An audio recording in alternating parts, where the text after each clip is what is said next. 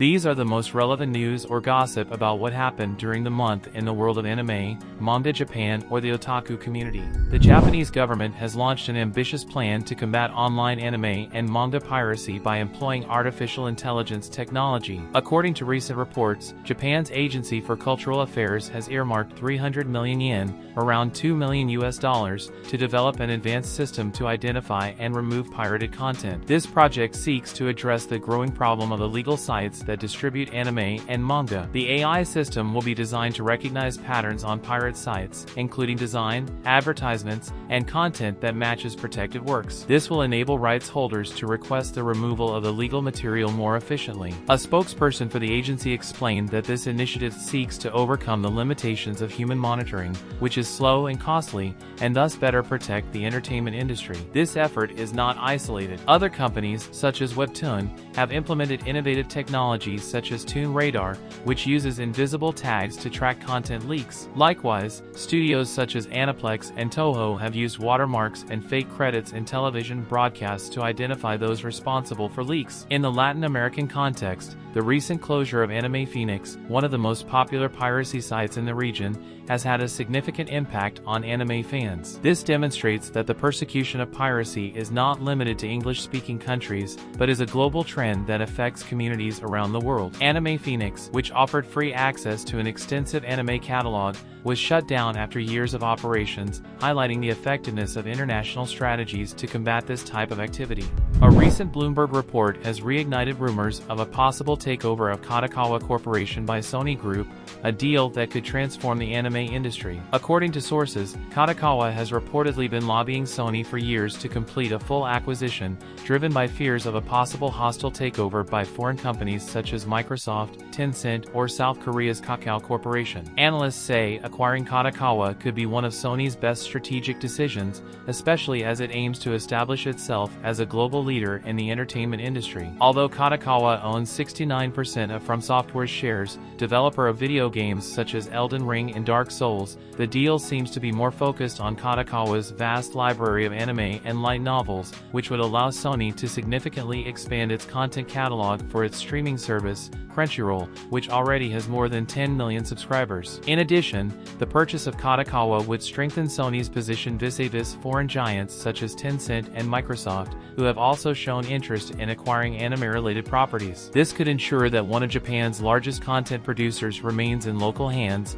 strengthening Japan's influence in the global industry. Following the emergence of these rumors, Kadokawa's market value rose to $4.1 billion, which could complicate negotiations. In addition, there is the possibility of other companies submitting competing bids, which would further intensify the acquisition dispute. However, some sectors fear that this acquisition will consolidate too much power in Sony's hands, limiting diversity in the anime market. With companies such as Aniplex, Funimation, merged with Crunchyroll, and possibly Kadokawa under its control, Sony could exert unprecedented influence in the industry, controlling both content production and distribution. Mimori Yurumo, an independent Japanese VTuber who has recently made waves by sharing live streams from her completely messy bedroom. With more than 26,000 subscribers on YouTube, this creator has generated a debate on social networks about the limit between spontaneity and strategy. The controversy began when Yurumo announced on her Twitter account an unusual transmission, accompanied by images of her room. These publications, translated, read as follows: live broadcast announcement, first tweet starting at 2000 hours, local time, today. I have received messages like, I want to see what a messy room looks like in general. So, I will be showing my room of a 26-year-old single woman in all its glory. Don't miss it! After the broadcast, second tweet, this is the room I showed during the live broadcast. Third tweet, I was taking pictures for a thumbnail, but suddenly lost all motivation. I want to share with you the exact moment that happened. Despite the criticism, most of the comments on her posts highlight how authentic she is to an audience that increasingly values the real over the perfect. The Macy's Parade 2024, held in New York during Thanksgiving Day, was filled with excitement with the presence of two legendary anime figures, Goku from Dragon Ball and Luffy from One Piece. The impressive balloons of these heroes flew over the streets, the giant balloons that star in the parade are not only visual works of art, but also considerable investments. Creating and maintaining one of these balloons can cost between $190,000 and $250,000, depending on its size and complexity. This includes design, manufacturing, and operating expenses, such as transportation and personnel to maneuver them during the event. In the case of balloons depicting popular characters such as Goku and Luffy, the companies behind these licenses see this investment as a strategic opportunity to connect with global audiences. Crunchyroll has made the decision to impose payment restrictions on several episodes of One Piece, one of the world's most popular anime series. The move, which comes into effect on December 23, 2024, has ignited a new storm of criticism from fans,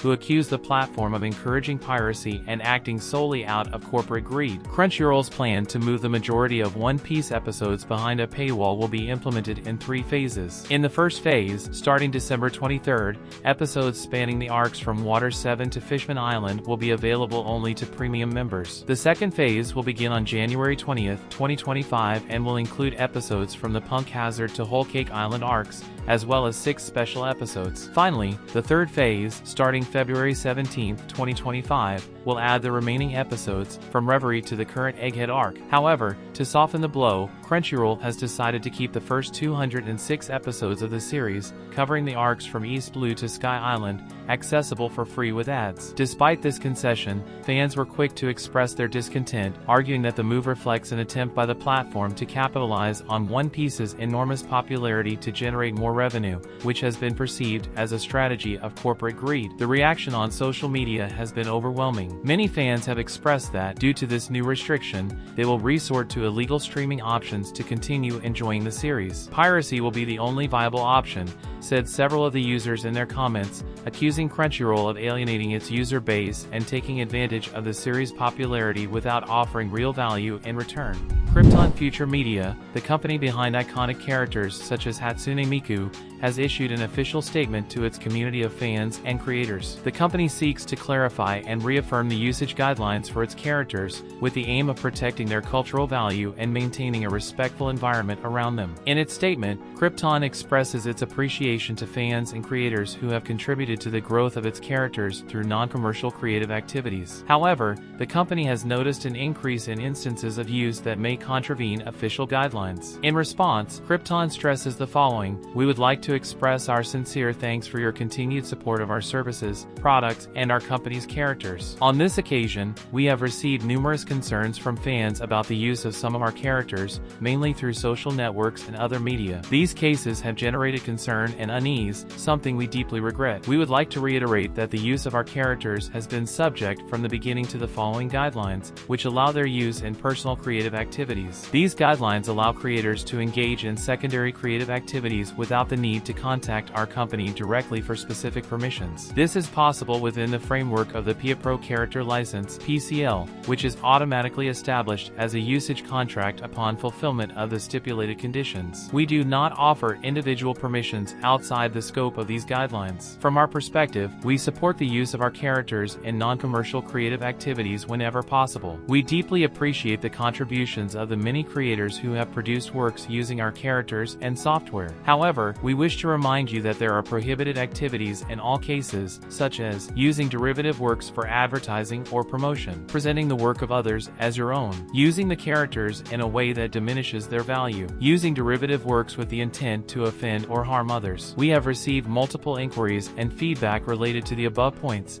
which has been of concern to our company. We apologize for not being able to respond individually to all inquiries. We strongly believe in creative freedom, but we rely on the fans' respect for our characters. We strongly urge you to review whether your activities are within the bounds of our guidelines." Krypton reiterates that it will not offer individual permissions outside the scope of the public guidelines and asks creators to verify whether their activities are within the established limits. The statement appears to be in response to specific cases that have generated debate in the community. These include incidents such as an individual who claimed to be married to Hatsune Miku, bringing a life-size figure of the character in a wheelchair to public events and venues. In addition, there have been controversies related to illustrations that alter the appearance of the characters, such as increasing their physical proportions, which has led to debates about the limits of creative freedom versus respect for the original identity of the characters. A Russian-linked hacking group claimed to have received $2.98 million in cryptocurrencies from Kadokawa Corp., a major Japanese publisher, following a massive cyber-attack in June, a source inside the company confirmed. The information, revealed following an investigation by security firm Unknown Technologies Incorporated commissioned by Kyoto News, includes online records showing a transaction of the same amount made during that month. Despite this, Kadokawa has declined to confirm whether any payment was made, citing ongoing police investigations. The attack, claimed by ransomware group Blacksuit, severely affected Kadokawa's data center servers on June 8, including video streaming platform Nico and other services operated by its subsidiary Dwango Company. The hacking group claimed to have stolen and encrypted 1.5 terabytes of data, including personal and financial information, which was subsequently leaked. Among the compromised information was the personal data of all Dwango employees, the publisher confirmed in late June. The news has sparked a debate over the appropriateness of making payments to ransomware groups. Negotiating with hackers is a high-risk decision, especially since many do not follow through on their promises to remove stolen data, commented a representative of the security firm. In this case, the attackers not only reneged on their promise, but leaked the stolen data, amplifying the impact of the attack. One of the largest adult content platforms has unveiled its annual trends report for 2024, and the results confirm a trend that continues to grow. H-content is the most searched term on the site for the fourth consecutive year. This genre, which includes video game-inspired characters, anime-style animations, and 3D models, has dominated not only globally, but also positioned itself for the first time as the most popular search in the United States, unseating lesbian content that had led in previous years such as 2023, 2022, 2019, and 2017. In China, anime and manga fever has reached historic levels, with a staggering estimate of more than 500 million fans in the country. This phenomenon has driven significant growth in related industries, from themed events to the sale of spin-off products. Japanese companies such as Anime, one of the largest anime retail chains in Japan, have taken advantage of this boom to expand their presence in the Chinese market. A young fan of the Danganronpa game and anime has stunned the otaku community and social networks with his unusual demonstration of love for the character Sayaka Mizuno. With a life-size cardboard figure of his virtual wife, the young man has shared his daily life with her in places as varied as restaurants, beaches, and zoos. His home has become a shrine dedicated to Sayaka, with murals, images, and personalized objects reflecting his devotion. She has even created medieval armor and weapons decorated with insignia of the character. The controversy has generated mixed opinions. Some praise his creativity and dedication, while others question the authenticity of his love and obsession with a fictional character. Videos documenting his life with Sayaka have accumulated millions of views on platforms such as Weibo and TikTok, making this young man a phenomenon among the otaku community. On December 19, Sony Group Corporation announced the signing of a strategic alliance with Kadokawa Corporation, consolidating its position as the largest shareholder of this important Japanese publisher. As of January 7, 2025, Sony will own 10% of Kadokawa's shares, after acquiring more than 12 million shares for an approximate amount of 50 billion yen. This agreement not only marks a milestone in the relationship between the two companies, but also sets out plans to maximize the value of Kadokawa's intellectual properties (IP) globally. Among the initiatives announced are the adaptation of Kadokawa content into films and TV series, the co-production of new anime works,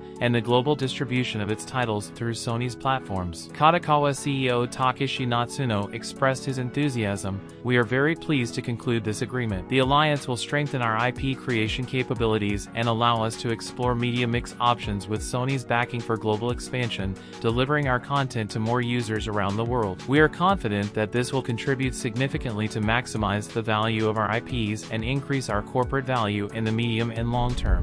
The most recent update to Zenless Zone Zero has sparked intense debate in the gaming community due to a controversial change in the way characters are presented. This gacha game, known known for its female character designs that often border on provocative, implemented a setting that prevents players from inspecting certain angles of agent models, especially the rear areas. In the official patch note, the development team explained, displays of agents from certain angles have been adjusted. When viewed from specific angles, the agent will appear faded out. In simple terms, if a player tries to focus on the rear parts of a character, the model will temporarily disappear. This decision is not an isolated case. In November, the title Stellar Blade implemented a similar feature inspired by Nier Automata, where the character Eve deflects the camera if the player tries to focus on her rear end. On the other hand, some developers have opted for the opposite path. The game The First Descendant announced that it will add motion physics for certain body parts in a future update. The Arcane series is considered one of the best adaptations of a video game to the screen,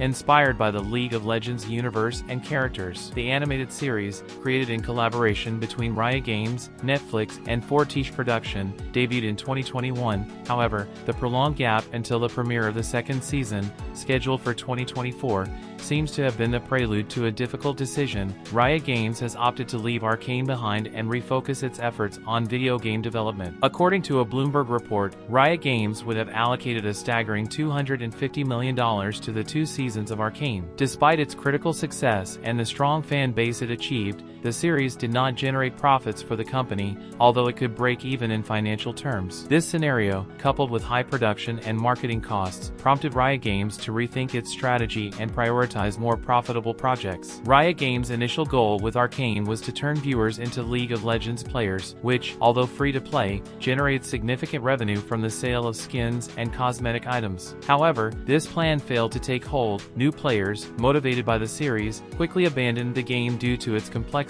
and the known toxicity of its community. Despite efforts to release Arcane-themed items and skins in the game with the arrival of Act 2, these were not enough to retain players. Riot Games' decision to end Arcane is not entirely surprising, considering its history of canceling unprofitable projects, as was the case with Legends of Runeterra. In addition, the company's employees noted internal concerns about devoting so much time, effort, and resources to an initiative outside of its core business, video games. The impact of this decision also affects other projects related to TV shows and movies based on the League of Legends universe, which are now on hold. These were the most relevant news of the month. Thanks for watching until the end. Don't forget to check the other videos of the channel. Until next time.